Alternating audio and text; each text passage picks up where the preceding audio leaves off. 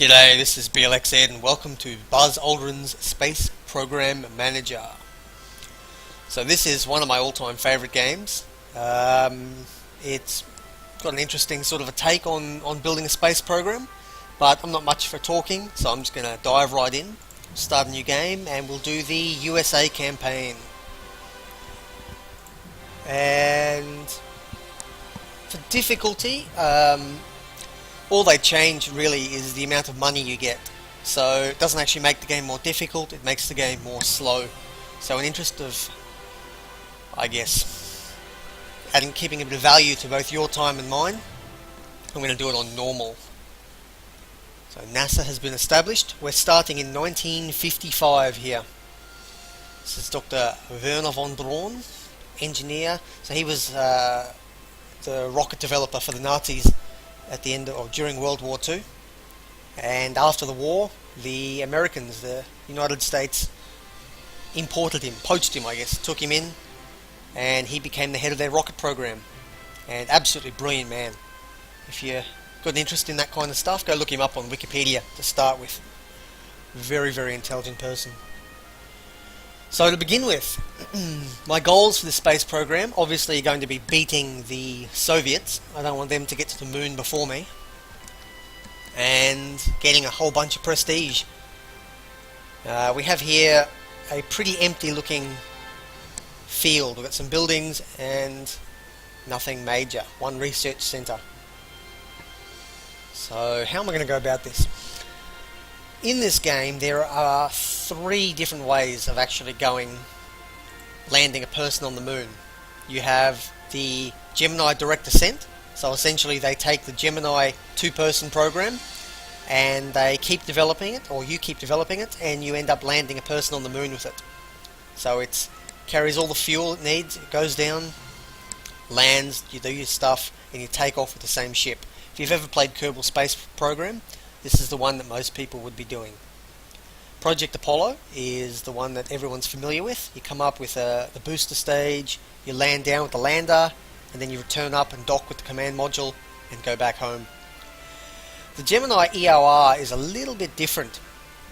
It's a cheaper version, and it's something that was actually proposed by NASA, but they didn't end up going with it. And let me refresh my memory by reading this. So they stick a booster onto the Gemini module, you send it over, and then what they do is they actually have an open, like I guess a jetpack or a rocket pack or something like that, a very scaled down spacecraft that they use to drop one person down while the main Gemini bit stays up around in orbit. And my goal for this is to do all 3 of them. So they actually require sort of different directions. These two are, the 2 Gemini ones are reasonably close in terms of technology required, but I plan to try and do all 3, and the Apollo one's a little bit different, requires a different tack. So hopefully I'm skilled enough to pull all 3 off, and at the very least we can beat the Soviets to one of them.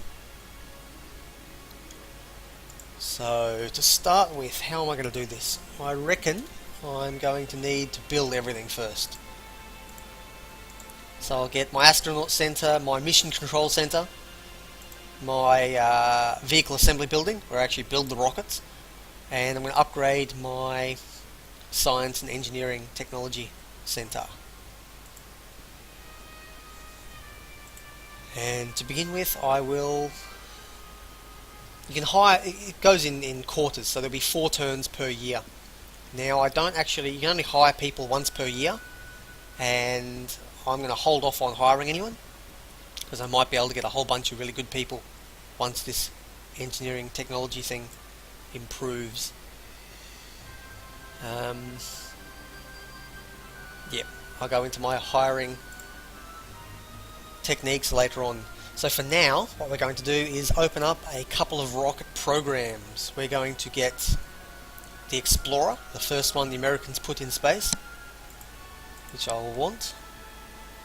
We actually don't have a vehicle assembly building yet, so we can't build or can't design a rocket, but we will get, he's pretty good, space probe guy. You're actually got a crewed spacecraft, So I will want you to do something else. You'll get crewed as well. So those three there for now. Now what else? The other thing we're going to do is get a space plane. I actually quite like the X-15. It doesn't really go anywhere, but you can get a person into space in like a suborbital hop quite quickly with this one. So that's quite a big chunk of prestige. And it's fairly simple to develop. So I will throw my crewed spacecraft people on here for the time being. And that looks like the end of our turn. I tend to go quite training heavy. I like to train my people up a lot, but I am trying a new technique where I am developing straight away. So we'll see how this goes. And going pretty well so far. So the Russians have opened Vostok, which is I believe a single crewed person, similar to the Mercury, and Sputnik 1, which is the rival to our Explorer. Alrighty. Very famous speech, this one. If you'd like to read it, by all means pause. I'm not going to go through and read this one. But it's, my responsibility to ensure this vision becomes a reality. So as they're saying here, we've got 4 years, which is 16 turns. I've already done 1 turn before they essentially review my performance. If I can get a whole chunk of prestige, they will increase my budget. If I get lower than the minimum, I will actually be fired. And if I get anywhere in between those, I will have a scaling amount between 4,700 and 10,000. Maybe, I don't know what that's meant to be, million, 100,000s, I'm not sure. 10,000 million is probably a little bit too high for 1955. But arbitrary currency units. So we have a mission control. Now we're going to need, I believe we need 13 different people in different fields for the 2 Gemini missions and 15 for the Apollo. But early on we're not going to have that many. We can only have 5 maximum. So what I'm looking at is this here. This light bulb shows how trainable they are. So their skills might be low, but up to 100 being the highest. I don't think I've ever seen 100. 99 is very rare. I'll take anyone in 90. So these people, they might have actually got terrible skills, but they might have good skills, for example, but not be very trainable. And I'm going to need, specialists. I'm going to need really high quality people before I do anything. Age is another thing to look at. People will retire eventually, but, well, 39 tends to be the highest you'll ever see, and I actually don't think a 39-year-old is likely to retire before the 1969 moon launch anyway. And the game goes longer than that, so people will retire eventually, but I don't think it's a huge problem, and if it is, I'll just start training new replacement people in time. I'm going to need 5 early on, and unfortunately there's no more 90s, so I will take the young 86, this lady here. Now these 5 will form my core. They've got sort of preliminary training, and then in a couple of turns they'll be ready, and I can start building them, start training them properly. That's this turn done. Research is progressing very well, R&D. A little small prestige boost. Nothing spectacular, but I now have astronauts available.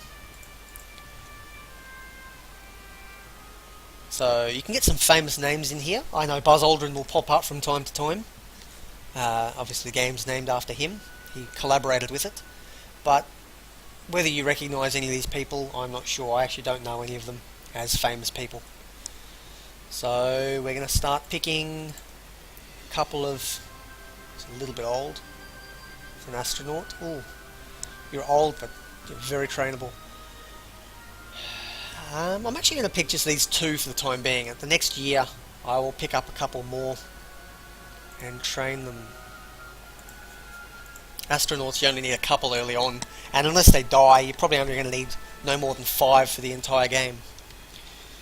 Of course, if they do die, then you haven't trained any backups, you're going to be up shit creek, so to speak. So it's still in the first year, but I've now upped the number of people I can hire, up to 14 maximum. So I'm going to pick out, it's a bit old, but trainable, pick out all the people I can find. I did a test game before this, and I was getting, people in their 20s with, 94, 5, 6, 7, but looks like my test game is the one I should have kept going with. We've got thoroughly average people. I'll take these two because they're reasonably young, and I'll take you as well actually, because they're reasonably young and still not too bad in the trainable scale, and they've got skills I can use right now. So it's, how many is this? 1, 2, 3, 4, 5, 6, 7. Will put me up to 12. It'll give me 2 more I can pick next turn, and I'll probably fire off some of my starting 5 if they got very low skills. So, yeah, looking good. Let's end this turn. Oh yeah, of course. Now that that building's been completed, I can open up design of a rocket. So what I need is a vehicle that's capable of low Earth orbit and can get 11 kilos into that. So these are all the different rockets that would be capable of fulfilling that. These red ones can't be opened because I need to upgrade the vehicle assembly building to have really huge rockets like the Saturn V. You can't build one of those on the first day on the job. So that thing can go to suborbital. You can get 118 tons up to suborbital. It can take me again 118 into low Earth orbit. It can give me 47,000 to the moon and 40 tons to another planet. So obviously you need more and more fuel, so the payload that you can carry gets smaller over time.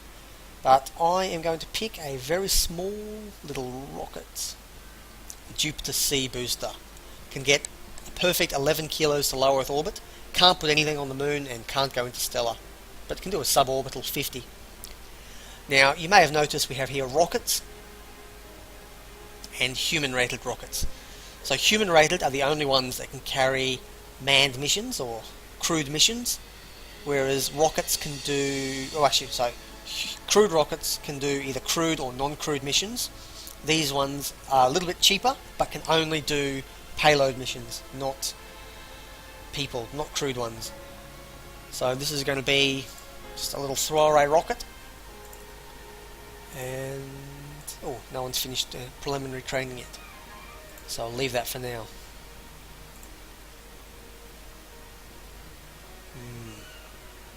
These people have finished their... no, they haven't. Got the numbers back to front. So 0 people free, 5 doing something out of 5 maximum is how you read these numbers down the bottom here. So I've got 0 astronauts free, 2 training, 7 maximum. Let's end this turn. I'm getting there. And at the same time all this is happening, the Soviets are doing things in the background. So far they haven't launched anything ahead of me. Okay, let's get my mission control people going. Now early on I'm going to need 4 skills and 1 jack of all trades. And this person is our best, what we call a flight director. It's the average of all his skills. He's also reasonably trainable. So he will get... so what I'll do is I'll actually be upping the lowest skill, so the one with the highest boost. I'll give him a single training course, and then when we come to train him again in 3 turns time, another skill will be lower, and I'll just keep raising up the lower skill so his average grows as quickly as possible. Now for the other people, I'm actually going to want... she's going to be my booster lady. So I'm actually going to get her, and I'm going to have a continuous train, and she's going to specialise in 1 skill. So I'm going to need a booster, I'm going to need a trajectory person. You're already training, you can be my trajectory person. And I will need a System specialist, you're down here. And I will need a crew and payload. So mission operations I will need later, but early on, the first couple of missions, I don't believe you need them. So crew and payload, and up you go. So they will keep training until they hit 90% or until I cancel them, whichever comes first. And we're at the end of the year, so one more turn, and then I can hire in new people. So our probe is doing well. We're at nearly 70% reliability, and our spacecraft at 73. I don't know if I'd actually hop in a spacecraft that's only 73% reliable, so I'm going to give that a little bit more before I stick my fragile astronauts in there. Don't want to kill them off just yet. Okay, new year, so I can hire 2 new people.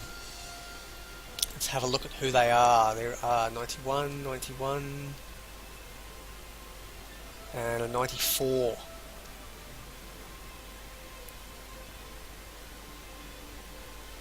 And an actual 88 and an 87 who have decent skills. So I'm going to want 1, 2, 3, 4, 5, 6. I'm going to want 6 people. I have space for 2. So let's have a look here at the low learning ones. You can go.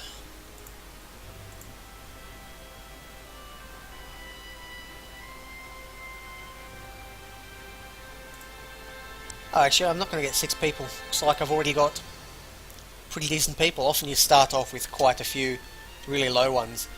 It's acceptable. Yeah, okay, so I'm going to want the top 3 people I can find. Which are going to be you, and you. And they're all young and pretty trainable, which is a good balance. Now they get reset every year, so I can come back and check. But for the most part, once I've started training people, I'm not going to want to ditch them. But you see here, this person has much better skills overall than, say, Mr. Bragg, but Mr. Bragg is slightly more trainable. He's also younger and a little bit cheaper. So it's a bit of a trade-off, and I tend to go, as I said, I tend to focus on training heavy. I care about building up my people into specialists, so that's how I'm going to go for this one. So we now have 14 out of 14 people. 7 of them are idle. So let's go back to our payload R&D, clear off everyone, and we will reassign them on skill. So I'm actually going to space probe. I'll put you in there. You in there. Yeah, I'm going to put the space probe down here, here. That one, come back to them in a second once I've got my rocket.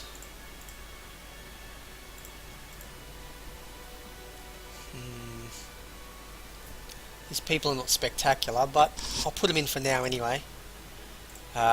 So the first person's the most important. They contribute the most, and as you go down the list, they actually contribute less and less amount.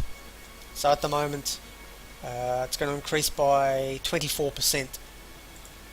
Whereas that's a difference of 5%, whereas this guy, who's a similar skill, is actually contributing, what, nearly 7%? Yeah, or 8%.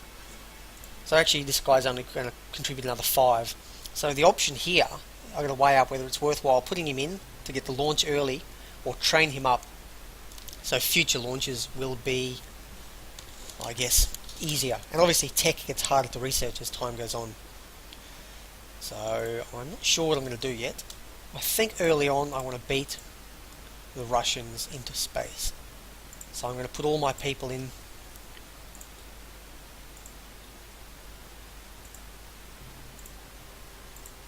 There we go.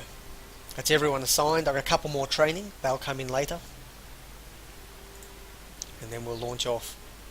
Hopefully we can beat them.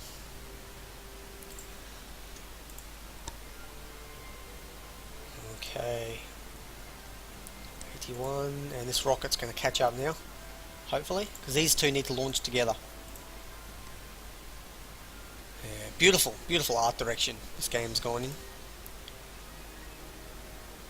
So this is just an old ICBM that they've repurposed. So I took the nuke off the top and stuck a probe on it.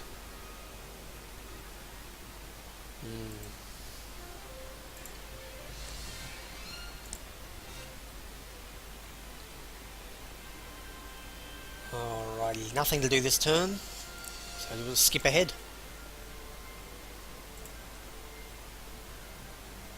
Okay, so we're starting to reach a point now where the Russians will be considering launching their probe. Okay, they've opened the Sputnik 2, so they're working on Sputnik 1 and Sputnik 2. That's worthwhile remembering. I have 10 more turns. The Russians, I assume, will launch Sputnik 1 probably within probably 1 year. So between 5 or 6 turns remaining. So I have about that time to get there. So our future flight director has finished training. I will now pick the lowest, which is this one, and that'll bump up his average again. Whereas these guys just restart training again. So they finished one round, they're back to the 3 season again. And our astronauts are ready. Now, far and away the most important thing is leadership. It's used for nearly every single, it is used for every single check they do, is how cool they remain under pressure, essentially. That's what I can imagine it means. And so having this check up high will ensure they pass and don't crash my spaceship. Even if they're a terrible pilot, if something goes wrong they should be able to hopefully fix it. Now that the years passed, I will find, if I can find a young... no young people. But you're very trainable. You're very trainable. And...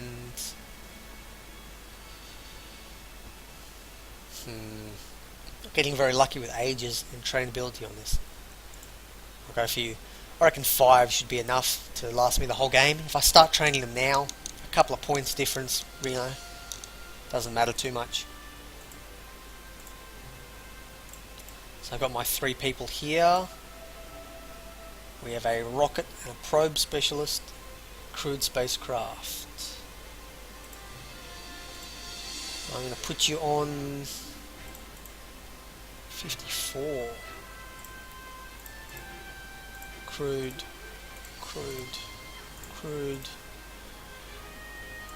and I've got 2 people left over. These 2 are going to start training.